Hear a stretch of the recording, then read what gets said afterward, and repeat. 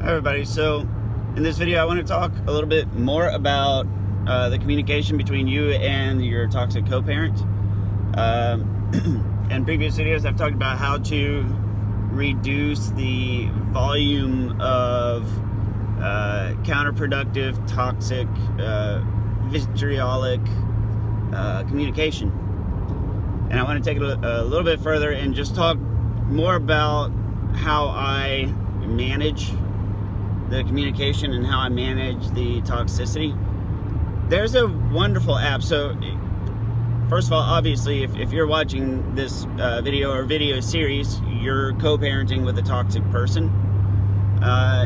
If you have not heard of a service called ourfamilywizard.com, you definitely need to go check it out.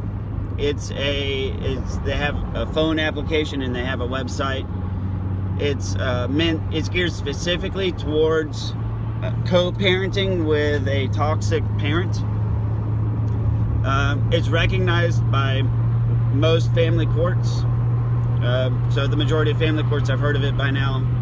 If they haven't, I don't know, maybe you just live way on the boondocks. But yeah, ourfamilywizard.com, it's a great service because, for one, as we all know, it's difficult to it's very difficult for electronic communications to be court admissible, because in order for it to be admitted into court as evidence, it has to either come through a subpoena or some other legal channels. With text messages, they're almost never admissible because of the fact you can't subpoena text message records from a provider. Providers don't store your SMS messages. So they travel across the network and then they end up on your phone. There's not a third party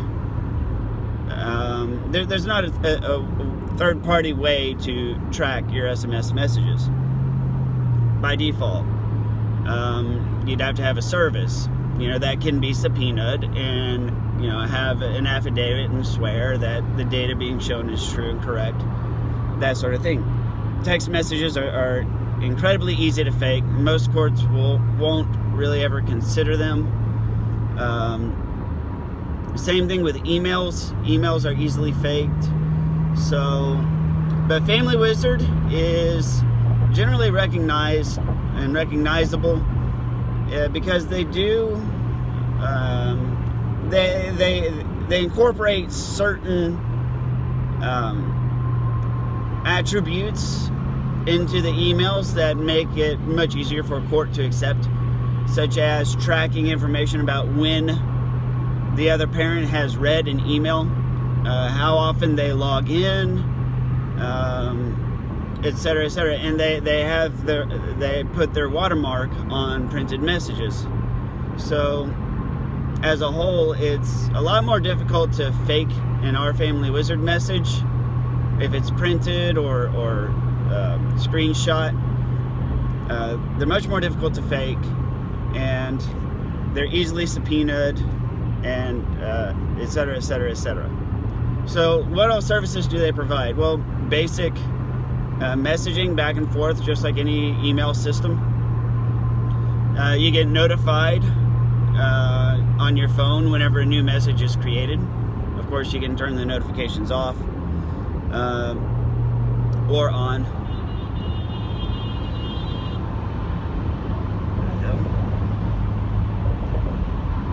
So sorry, somebody's emergency driving. So they do their messages. They have a calendar, which is extremely useful, because if you're going to be swapping visitation days or setting up additional visitation trades, etc., you can go and you can mark it on the calendar, and the toxic co-parent has to approve it, and vice versa. If the toxic co-parent creates a trade or creates something on the calendar, you have to approve it. And in doing so, then it's not a 100% set in stone thing, but like I said before, it definitely helps, and courts will look at it. So here's an example. Just because you agree to something on the calendar doesn't mean that life can't happen and shit comes up. And your toxic ex may or may not pick up on this. They may agree to something on Family Wizard and then turn around and say, I have a flat tire, or I have to work, or a given life scenario. So it's not exactly a binding contract.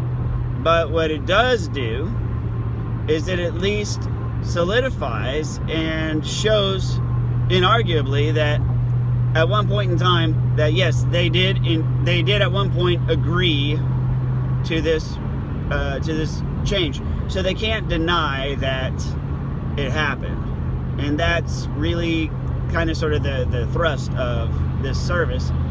It removes the ability to deny and pushes the need to explain.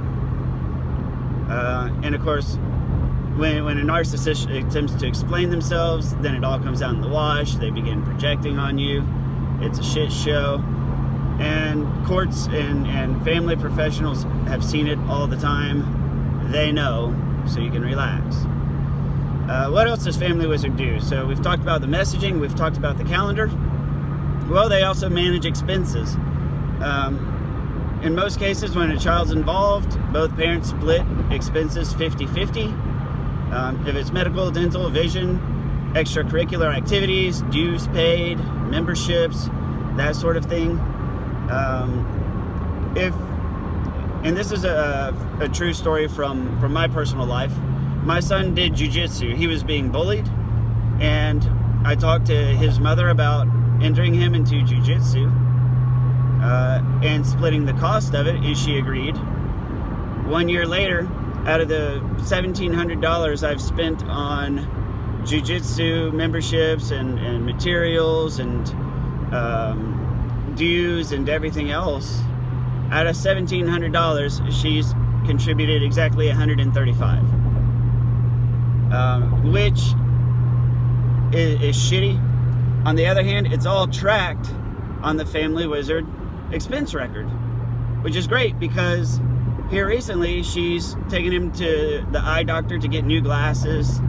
She's taken him to the dentist to get a cavity filled, and she wants to, she wanted to kick back lips saying that I needed to approve and pay my court-ordered expenses, or else she's going to make a phone call to her attorney. Okay.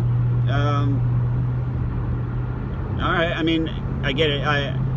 Yes, I'm obligated by the court, but so are you. And let's talk about this $700 of jiu-jitsu expenses that you still owe. That's documented. So it becomes a lot more difficult for them to pull the financial strings. All they can do is make a bunch of noise, but if it's there, and if they've... So here's how it works. I pay for a month of jiu-jitsu, I take my receipt, I scan it, I go into the expense register, I create a new expense, I say this is monthly jiu-jitsu fee, I include a photo of the receipt, and then I specify that it should be a 50-50 split. This is the amount I pay, this is the amount she should pay, and then I click submit. And then she goes in and she looks at it and she either accepts it or rejects it. Well, whenever she's mad, she'd go in and reject. But once it's been accepted, it cannot be rejected. So once they've accepted the fee, once they've accepted the expense, they can't go back later and delete it. They can't go back and reject it or refuse it. It's there on the register. And as at any given time down the road, sooner or later, when they want to come to you for money, you say, well, add it to the register. Whenever you're ready to start paying down jiu-jitsu, then I'll start paying down my medical balance. But as it stands right now, you're still about $500 in the hole to me. So there's that. You know, she tries to make the argument from the angle of, and she actually said that, she goes, you know, your medical expenses are court ordered by the divorce decree, not extracurricular activities. So I can hold you in contempt. Well, no, you can't. Being held in contempt is the topic of a whole other video. It's it's not so easy. It's not like Judge Judy.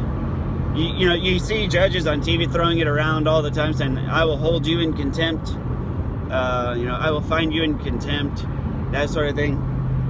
Long story short, it's a lot different when you're in contempt standing in front of the judge, and the judge is there with a whole bunch of witnesses to call you in contempt. However, for things outside of the court, it's really difficult. I'll talk about all that in another video. What else does Family Wizard offer? I believe, and I've never looked into this area further, they have blogs, legal resources. I believe they even have some online counseling services, and a few others. I don't really use any of the other services. They do have a journal feature where it's on the calendar, and this is where documenting everything comes into play. Whenever you create a journal entry, it captures the day you create the entry, and you also associate the entry on a given day. So if today's Tuesday, I can go back and write an entry about last Sunday about picking up and dropping off my son, and the journal entry gets saved on that Sunday and it's time-stamped on Tuesday. So later on, if a version of events is being disputed, you can go back in time and you can see what I wrote. So you know, it's not exactly a 100% reliable record, because it's clearly me writing for me, but it does capture timestamps. So you can go back and you can look 3 years in the past at this weekend and see that I was writing stuff about this.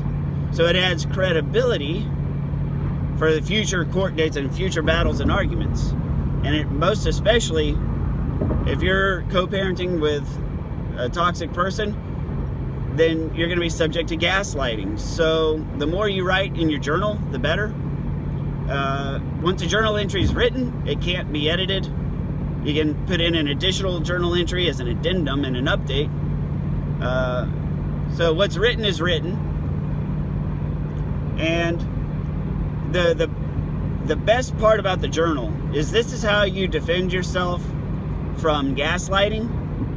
This is how you show how much the co-parent changes their mind. This is where you show the disagreements. If you meet them in person and talk, if you have a conversation with them on the phone, you document it all in the journal. And the more you document, the more you can help yourself. So thank you very much for watching. Check out ourfamilywizard.com. It's a little pricey in my opinion.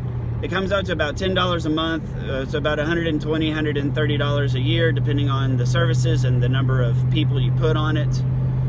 But it's worth it because it eliminates, it makes it very difficult for them to gaslight. It makes it very difficult for them to go back on their word. And it gives you legal recourse. So check it out. Please like, comment, or share. I'll see you on the next video.